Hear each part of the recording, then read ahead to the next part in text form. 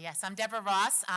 For the last 3 and a bit years, I've been proud to be co-chair of the AAS's Solar Eclipse Task Force with Angela. And today I stand before you as Exhibit A. So, Exhibit A of what? Well, Exhibit A of what we're calling the Eclipse Effect. So, what we are calling the Eclipse Effect is the Eclipse Effect happens when a compelling catalyst, like an eclipse, creates momentum on its own. It's a gift from your universe. A small number of people recognize how to use that momentum to pull together a diverse group of people from all kinds of disciplines. In so doing, if they do that work well, then that network lasts beyond the initial reason for the eclipse, for the catalyst, and beyond the initial catalyst. Now, Rick Fienberg and Angela Speck did exactly that. So as project manager and co-chair of the Eclipse Task Force, they recognized early on that if we were going to mobilize the continent to experience the eclipse safely and meaningfully, the upcoming eclipses, 2017, 2023, 2024, it required bringing together and extending far beyond astronomy. So they brought together government and educators and communicators and tourism, arts and culture, and somehow they found me.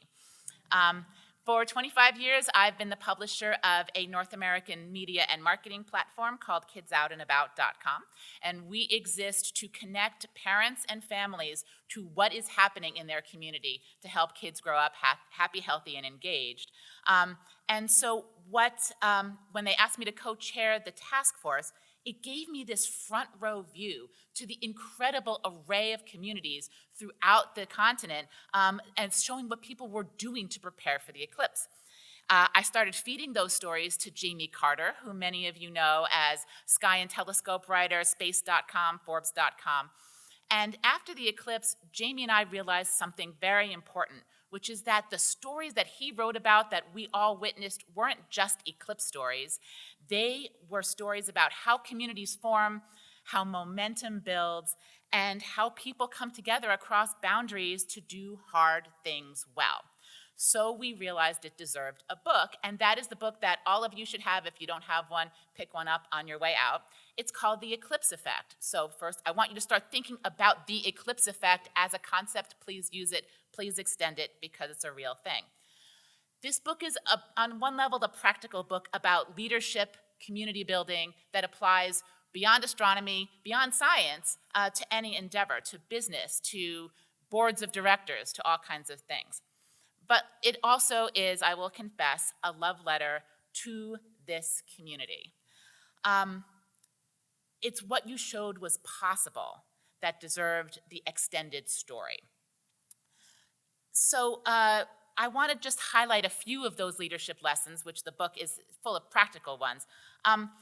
People join initiatives for their reasons, not for yours. That sounds so obvious, but it's really important to keep in mind, because you don't want to be just shouting into the void your wonderful idea and running this way and hoping people follow you.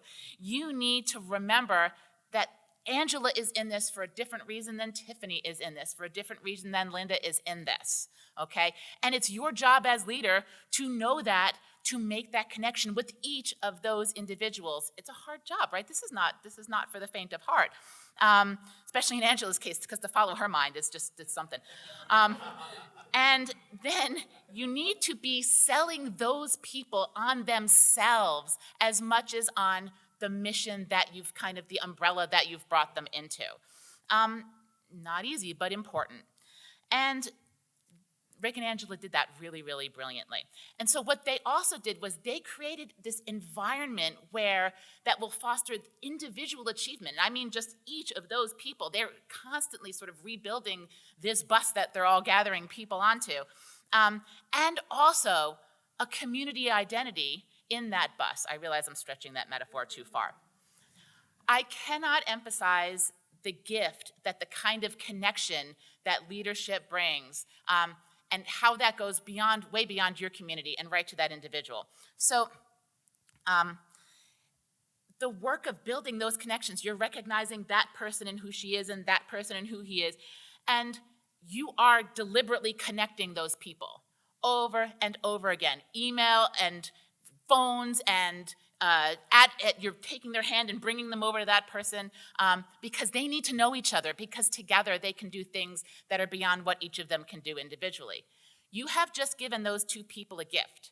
It is an invisible gift. You will never know the results of that far down into the future, but it is no less real for that being for it being invisible. And if you look at the last couple pages of the book, you'll see that we actually worked to quantify those connections in Rochester, New York, where I was co-chair of the task force, because I wanted the people who did that organizing to see those connections, to understand that that's their gift to the future, and to be motivated by that kind of concretizing of them to do it again and again and again, because that is tiring but so worthwhile. Now, my co-chair in Rochester, Dan Schneiderman, and I worked hard for many, many years to make the eclipse real to Rochester and to get people excited about phenomena in our universe. And several months after the eclipse in 2024, we went up to the shores of Lake Ontario for an amazing Aurora display.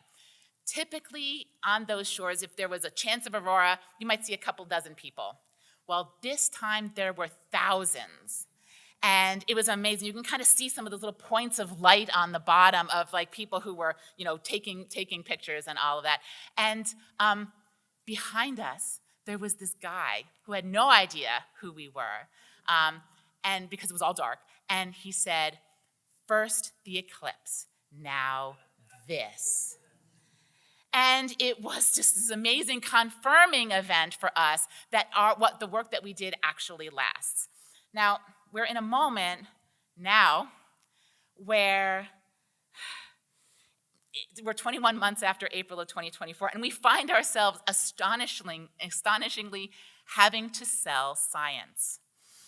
And it's daunting, right? But here's the thing, no scientific community is better equipped than you people are to do this. For one thing, you have the ultimate catalyst. You have the sky.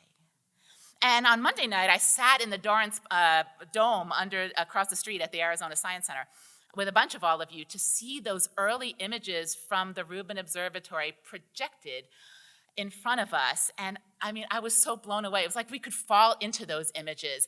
I had no idea that I hadn't seen those images before. Lots of you have. And so you're making discoveries about that sky all the time. You have this natural catalyst in those discoveries. But you also have this community. And that's why I say that you're well equipped. You have people like Tom Rice, who is basically made of momentum, as the new director of education for the AAS. And when Tom asked if I would serve on the committee that was helping shape these Shapley lectures, I said, hell yes. He asked me this in Anchorage at the summer meeting, because somehow working with Tom, after you work with Tom, you come out with more energy than you went in, which is an interesting phenomenon. So I encourage all of you to do that, to take that opportunity. So you have the examples in the sky. You have the playbook. You have these people, and you have the sky. So get working. If you're an educator, just head over to the eclipseeffect.com. There's curriculum ideas for using this in your classroom. If you're doing outreach work and you want your signal boosted, I'm your girl. Find me, theeclipseeffect.com. And thank you so much for the opportunity to be here.